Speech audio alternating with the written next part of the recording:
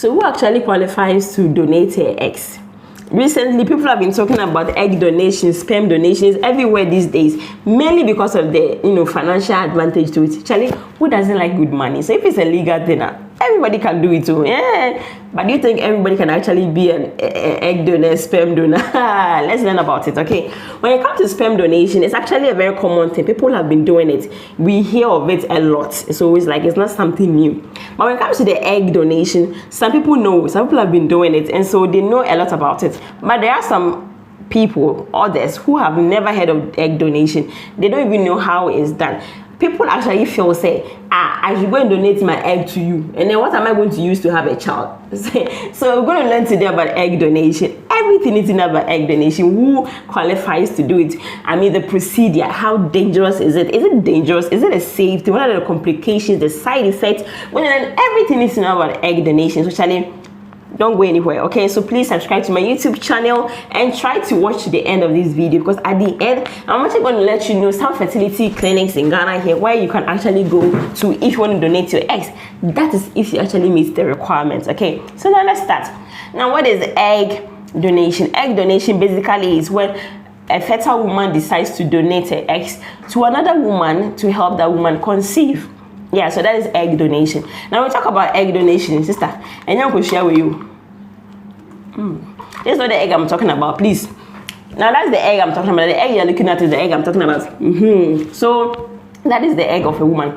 Now, under normal circumstances, every woman is born with 2 ovaries, and then these ovaries contain the eggs, and these are the eggs that the woman needs to get pregnant. So it's the egg and the sperm that comes together to form a baby. So one can't do without the other. They work hand in hand. But then, due to certain reasons, some women or some couples may actually need the assistance of an egg donor to be able to help them achieve pregnancy. Now, what are the requirements? Is it anybody who can just walk up to any fertility clinic and say that, hey, I'm a woman, I'm very fertile, I have like 10 children, I mean, I'm so fertile, I can donate? No. There's certain requirement that you need to meet. In the Western world, there are actually legal procedures one has to go through. But when it comes to Ghana here, it's like, it's done, okay? There are no laws governing it. But there are certain guidelines, certain rules that comes with it. Maybe as time goes on, it becomes more popular or more common, then maybe laws will also come to place to, regulate some of these things, okay? Good. Now, you need to meet a lot of requirements. There is physical examination. Physical examination is done. Psychological assessment. Emotional assessment, background checks, family background checks. They do all these things. They check genetic diseases. They check all these things as well. Now, one of the most important requirements is age. There is an age range. Now, the reason why they have an age range is because, you see, women, unlike men who are born with all their, unlike men who, keep on producing sperms as they grow. Time in, time out, you're not more producing sperms. But when it comes to women, we are born with our eggs. So when you are born with maybe 1 million eggs, that is the eggs you're going to have for the rest of your life. You don't produce more eggs. Now, one thing about women is that our eggs, the quality and the quantity of our eggs reduces with time. Try and watch my video that I did about, egg quality, okay? The things you need to know about eggs. We need to learn all these things, okay? So learn about it so that you get to know what you need to know about your eggs. Good. So the quality and the quantity of your eggs reduces with age, okay? So that is why they need an age range. So the age range they need is 21 years to 30 years. If you fall between this age range, then you can qualify to be an egg donor. Now, although they have said that they need 21 to 30 years, the likelihood of you being accepted if you're 29 years is quite low. Yeah, even though they said 21 to 30, it's, your chances increases if you're like 21, 22, 23, thereabout. But if you're like 28, 29, certain fertility clinics may actually reject you. Because as I said, they need top-notch eggs. Yeah, so that's the age range, okay? So if you're more than 30 years, but you understand? Now, the another thing they check is weight. Now, there's something called BMI, body mass index. So if they calculate your body mass index and you fall between 19 to 25, you qualify. But if you fall, like if you are more than 25 or less than 90, that is underweight or overweight, you will not be selected for it as well, because weight also actually has an impact on the quality of your eggs as well. That's why they're checking for this thing also. Now you need to be somebody with a regular menstrual cycle. They need somebody whose menstrual cycle is regular. Every month you menstruate. They need somebody like that. You need to have ovaries. If you don't have ovaries, how can you have eggs? So you need both ovaries actually. Now you need to be somebody who doesn't smoke. You don't take alcohol. You're not a drug addict, because they will do blood screening. So if there's anything like that, they'll actually get to know about it. You need not have any genetic diseases. You need not have any STI. Yes, HIV, hepatitis B and C, gonorrhea, chlamydia, syphilis. They will check for all these things. If you have any of these diseases, or if you had them and you treated them but it's less than a year, then your chances also sort of reduces. So you need to meet all these requirements before you can actually qualify to be an egg donor. Now, how is the procedure done? Let me tell you about the procedure. Good. You see, as I said, an egg and a sperm come together to form a baby, right? Every month you release one egg. One like this is what you release. But when it comes to this egg donation procedure, they want you to release multiple eggs. So then they're going to inject you with certain medications. They're going to give you certain medications that will make your multiple eggs to mature. Okay, so now it's going to be like a procedure. You'll be going for these injections for over a period of time, and then the doctor will be monitoring you, doing blood tests, ultrasound scan to check how you are reacting to these medications. So now when they realize that now after some time you've taken your medications and now these eggs have matured, these multiple eggs have matured, then the procedure is done to take these matured eggs out.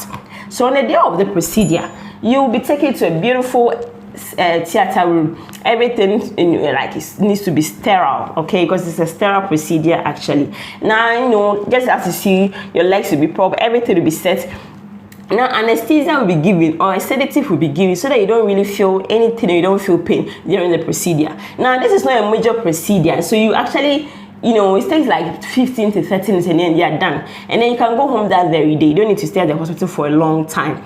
Now, this is a probe. So now this probe is called a vaginal probe. They're going to put this probe into your vagina. Now, they're going to attach a needle to this probe. Then they're going to gently put this probe and the needle into your vagina, through your vagina walls and into your ovaries, and gently suction or aspirate these matured eggs. Now, once this probe is inside there, they actually visualize everything on the screen. So they are looking at everything. So the screen will direct him or help him to navigate through your the inside there, and then going to get to where the eggs are, and then gently aspirate it. It's already connected to a tube, so these eggs plus the follicle fluid will just move into the tubes, and then the procedure is done. So that's basically how it is done. It's not something so risky or something so major, let me put it that way. Now, once they're able to harvest this your eggs, then the embryologist, okay, the specialist who deals with embryos, will check the quality of the eggs, and then they continue with the procedure. Now, once they are done with you, they're going to let you rest a little bit so that the anesthesia wears off, and then if you are good, if you are fine, you're discharged home. They're going to advise you not to drive yourself. They're going to advise you to get a taxi or something to go home. Don't drive yourself because of the anesthesia.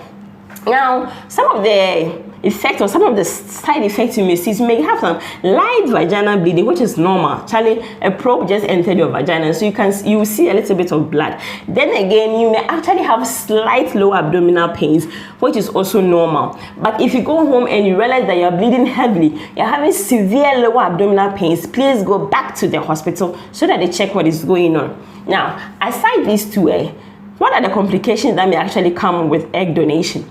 You see, the thing is, when it comes to egg donation, the risk or the complications are very little, very, very minimal. But then everything actually has complications. So let's read about them. Now, the most interesting complication that comes with egg donation is pregnancy. Yes, you, the egg donor, you may actually end up being pregnant or getting pregnant. You see, the thing is, they give you medications to make you fertile, medications to make your eggs ready.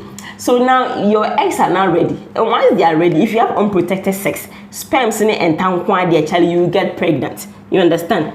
Now, if you don't take it, you may even end up with multiple pregnancy because multiple eggs are being released. So if they meet the egg, and the sperm, Charlie, you may get pregnant. So they usually advise you that whilst the procedure is ongoing, whilst you're taking the medications and all that, abstain from sex. If you can't abstain, then the best is to actually have protected sex, that is, use condom, so that you don't get pregnant. In fact, even after the procedure, if some of these matured eggs are still left there and you have unprotected sex, you may get pregnant. So you can actually wait till maybe after you menstruate, then you realize you feel so, then you're good to go. So that's one of the interesting complications. Now, aside that, you may have infections because, you know, a needle, a probe, something entered your vagina. So there may be some infections.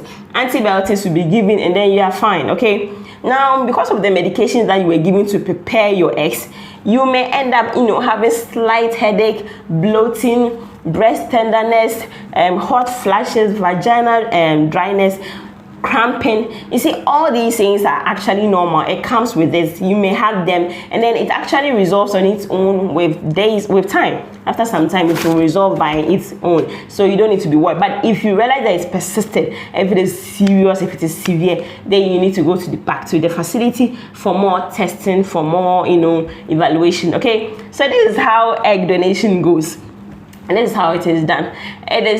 I personally believe that, Charlie, if you can do it to help somebody. There are people who actually go to their facility or the center with their relatives or with a friend, somebody they trust. They go with the person. If you don't have anybody to, then the facility will actually get somebody for you. So that's when an egg donor will come in. So if you qualify, then you become like a partner. So whenever they need an egg donor, then they call you, say, Charlie, remember, and so come. So that is how egg donation is done. So from today henceforth, when somebody talks about egg donation, you can actually also say something. From today, you can actually know, say, when you talk about egg donation, it's not your egg, one egg when you're going to give it out. No, it's not only one egg. You have a lot.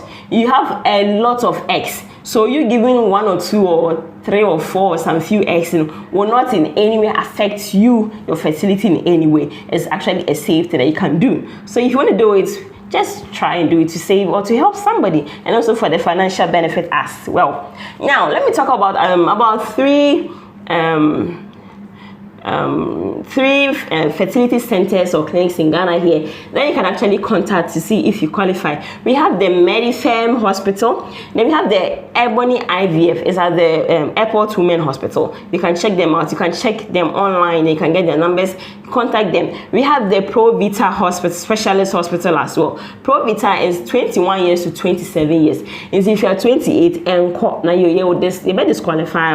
Okay, so these are the 3 out of the plenty that you can actually contact, and if you qualify, then you are good to go. So I hope today you've learned something about egg donation. I hope you've learned that it's actually a very interesting thing, and it's not a huge procedure, and you there taking your egg doesn't mean it's going to render you infertile. No, it doesn't happen like that. So Charlie, I keep saying, don't do what I wouldn't do, because me, hey, I'm good, Papa.